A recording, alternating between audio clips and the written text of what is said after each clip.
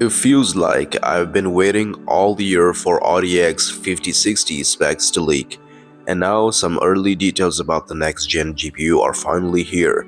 Normally, I'll be excited to hear about new graphics card information, but it's disappointing that NVIDIA might stick with just 8 GB of VRAM for the entry-level option instead of bumping it up to at least 12 GB.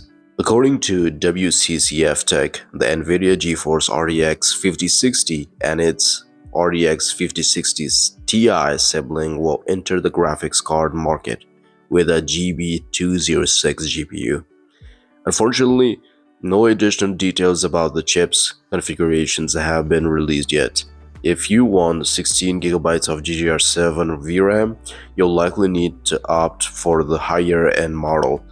If these specs are accurate, it means that 5060 will use faster memory, but it will still be limited to the same 8 GB of VRAM setup as the previous generation.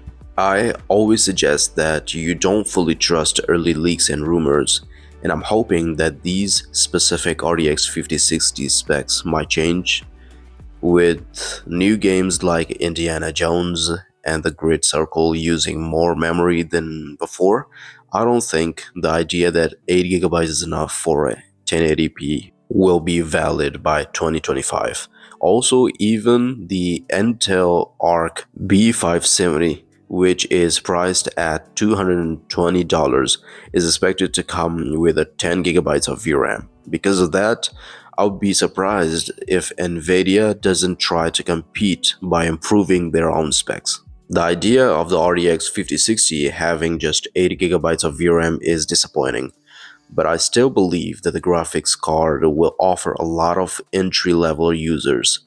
The improvements in this generation will likely make 1440p gaming possible for more players, and features like DLSS could help even more gaming PCs play at 4K resolution. I don't have much information on the actual RTX 5060 specs, so it's difficult to predict its performance. However, the fact that the card will use faster GDDR7 memory is promising.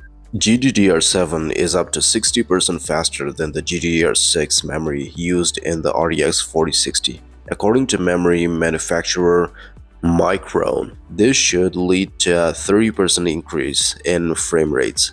Additionally, leaker Harukaze has shared slides suggesting that the faster memory will improve ray tracing and rasterization performance. The RTX 5080 should naturally offer an FPS boost thanks to its new Blackwell GPU and faster VRAM. However, I'll need to see the CUDA core count and test the card myself to properly evaluate its performance. Despite these improvements, I'm still concerned that the 8 GB of VRAM might hold it back. If you look at the minimum requirements for Indiana Jones, you can see that the 8 GB is becoming the bare minimum for new games. More developers are now listing 12 GB cards in their recommended specs, which is becoming a common trend. If you're using an older GPU like the RTX 2060 or something from the late GTX era, it might be worth waiting for the RTX 5060 at this point. This is assuming it comes with the same $300 price tag as the RTX 4060, as any price increase could affect its value as a budget graphics card. We'll know for sure if it's the right entry-level option for most players once we have the full specs, benchmarks, and pricing details. There's also a chance NVIDIA could change its current plans before the release. So what do you think about this? Let me know in the comments below, and don't forget to like, subscribe, and I'll see you soon.